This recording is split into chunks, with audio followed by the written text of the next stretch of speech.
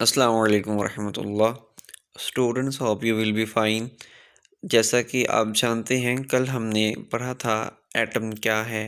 Atom में एक nucleus है जिसके ऊपर पॉजिटिव चार्ज है, उसके इर्द गिर्द शेल हैं जो कि जिनमें इलेक्ट्रॉन है और इलेक्ट्रॉन पर नेगेटिव चार्ज होता है। आज पढ़ते हैं what is ionization energy. Ionization energy the amount of energy needed to remove electrons from atoms।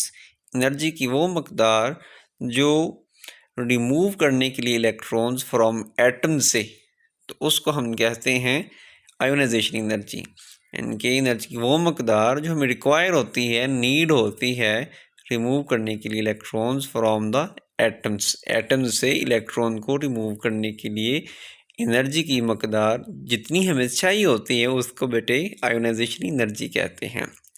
Next बेटे वो बात करता है कि इलेक्ट्रॉन के ऊपर पॉजिटिव नेगेटिव चार्ज होता है और प्रोटॉन जो न्यूक्लियस में मौजूद होते हैं उनके ऊपर पॉजिटिव चार्ज होता है। Due to this opposite charge they have attraction between them. तो इनके दरमियान कशिश होती है आपस में एक दूसरे को अट्रैक्ट करने की। ठीक है बेटे, तो इस अट्रैक्शन की वजह से इनके दरमियान बहुत अच्छा एक बॉन्ड बन जाता है जिससे हमें मुश्किल होती है, हार्डर होता है इलेक्ट्रॉन को रिमूव करना फ्रॉम एटम से। ठीक है बच्चे, और एटम के किस शेल से? आउटर मोस्ट शेल से। ठीक है बच्चे, आगे है first ionization energy. The energy required to remove one mole. One वो मोल बेटे आप ऐसे ही समझ लें कि 1 किलोग्राम के लिए हमें एक स्टोन की ज़रूरत होती है ना, तो ऐसे ही एक एटम के लिए हमें एक इलेक्ट्रॉन, एक मोल हमने यहाँ पे कंसीडर किया हुआ है। ठीक है बेटे, तो यहाँ पे है 1 mole of electron from 1 mole of gaseous atom to 1 mole of gaseous positive ion. तो कहता है कि एक गैशियस पॉजिटिव आयन बन जाता है जब एक इलेक्ट्रॉन खारिज होता है। ठीक है बच्चे, नेक्स्ट बेटे बात करते हैं कि हाइड्रोजन की जो आयनाइजेशन एनर्जी है वो 1310 किलो जूल पर मोल है। हीलियम की ये है और लिथियम की ये है। तो क्यों है ये बात करते हैं, थोड़ी सी इंटरेस्टिंग है, प्लीज़ लिसन केयरफुली।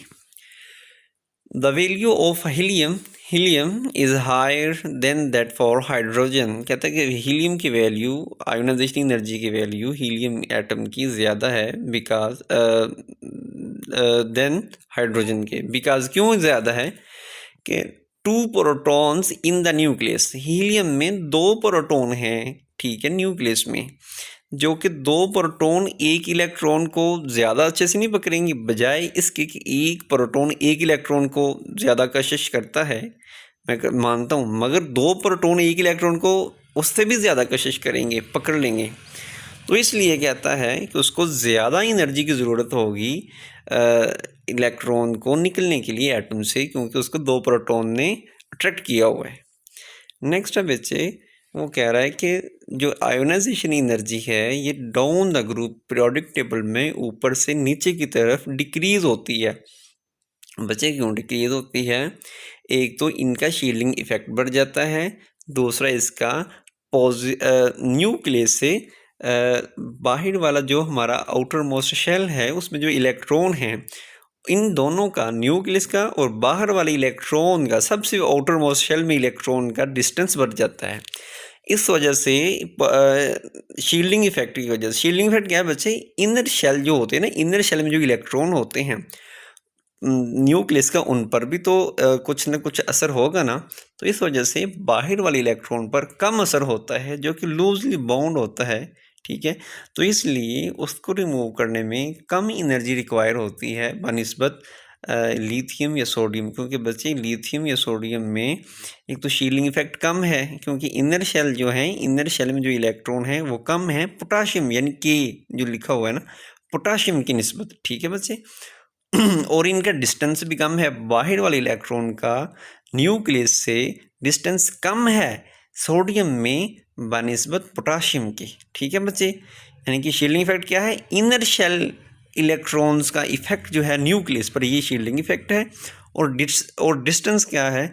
जैसे सोडियम का ज़्यादा है पोटाशियम का ज़्यादा है सोडियम से, ठीक है बच्चे। तो इसलिए ये डिक्रीज़ होती है डाउन द ग्रुप। बच्चे जो टर्म शील्डिंग इफेक्ट है इसको अच्छे से समझने की कोशिश करते हैं। ये देखें कि electron present in inner shell screen या शील्ड या स्क्रीन का बच्चे यहाँ पे मेन होगा रेजिस्ट करना, रिकावट पैदा करना। जो न्यूक्लियस के इर्द गिर्द शेल होते हैं, इन शेल्स में इलेक्ट्रॉन्स भी होते हैं, तो न्यूक्लियस के ऊपर पॉजिटिव चार्ज होता है, तो शेल में मौजूद इनर शेल्स में मौजूद इलेक्ट्रॉन्स पर नेगेटिव चार्ज होता है। तो न्यूक्लियस का जो करीब वाले शेल्स में इलेक्ट्रॉन्स हैं उन पर भी तो कुछ असर होगा ना। तो इसलिए जो बाहर वाले वैलेंस शेल में इलेक्ट्रॉन्स हैं या इलेक्ट्रॉन है उन पर असर कम होगा, ठीक है। क्यों? एक तो उनका साइज बड़ा है, दूसरा उनका एक तो एटम का साइज बड़ा है, दूसरा शील्डिंग इफेक्ट है, तीसरा ये भी है कि डिस्टेंस बढ़ गया है ना साइज बढ़ने की वजह से। तो इस हम फिनोमिना को बेटे शील्डिंग इफेक्ट कहते हैं, ठीक है जी। नीचे जो ग्रीन में लिखा है inner shell electrons are any electron, किसी भी इलेक्ट्रॉन की inner shell electron not in the outermost shell, outermost shell में नहीं, दे शील्ड, ये रेजिस्टेंस पैदा करते हैं वैलेंस इलेक्ट्रॉन्स का फ्रॉम द न्यूक्लियस से, ठीक है बच्चे। Are you understand? नेक्स्ट हम एग्जांपल्स देखते हैं बच्चे फॉर फर्दर क्लैरिफिकेशन के लिए बच्चे कि जो हाइड्रोजन है, हाइड्रोजन के एटम में शील्डिंग इफेक्ट तो है नहीं, ठीक है बच्चे, क्योंकि हाइड्रोजन में एक ही इलेक्ट्रॉन है और एक ही प्रोटॉन है, तो ये इसको बहुत अच्छे से बाइंड किए रखेगा।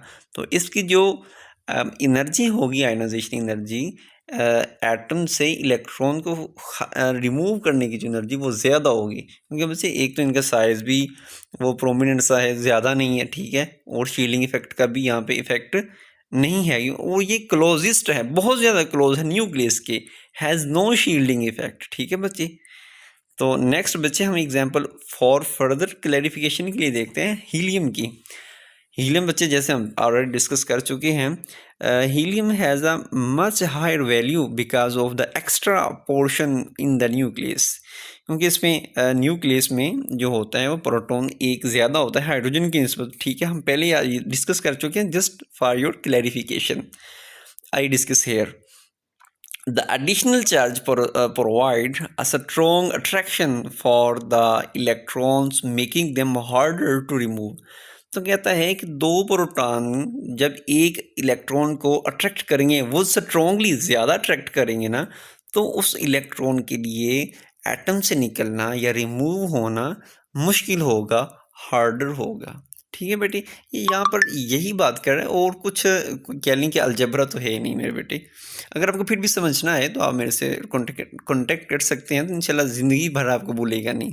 नेक्स्ट हम फर्दर क्लैरिफिकेशन के लिए एग्जांपल्स देखते हैं बच्चे। एग्जांपल्स ही हैं जो कि हमें मज़ीद जो हमारा कॉन्सेप्ट क्लियर करती हैं, ठीक है बच्चे। लिथियम की दी गई है जी एग्जांपल। लिथियम में बच्चे देखें कि इसकी इनर शेल में इलेक्ट्रॉन्स हैं, तो जो न्यूक्लियस है उसमें 3 प्रोटॉन हैं, ठीक है। प्रोटॉन इफ़ेक्ट करेंगे सबसे पहले तो अपने इनर शेल में मौजूद इलेक्ट्रॉन्स पर, ठीक है, वहाँ पर भी इसका असर कुछ ना कुछ तो वेस्ट होगा या ज़ाय होगा या इन्वेस्ट होगा। फिर इसके बाद जो असर बच जाएगा उन इस न्यूक्लियस में मौजूद प्रोटॉन्स का, वो बच्चे बाहर वाली वैलेंस शेल में मौजूद इलेक्ट्रॉन पर होगा, ठीक है बच्चे। तो ये बच्चे बात कर रहे हैं, और इसमें कुछ कह लें कि मुश्किल नहीं है। फर्दर इंशाल्लाह मैं आपको ये मज़ीद क्लैरिफिकेशन करता हूँ कि this is because the extra electron has gone into an orbital in the next energy level, increased nuclear charge, effective nuclear charge is less because of the shielding effect of field inner shell of energy level। तो कहते हैं कि इसमें shielding effect है, क्यों है? तो जो इनर शेल हैं इसमें भी एनर्जी का इफेक्ट होता है, ठीक है बच्चे। समझाने की बात की आपको, इंशाल्लाह उम्मीद है आपको समझ आया होगा। Thanks for watching. अल्लाह हाफिज़। Good night.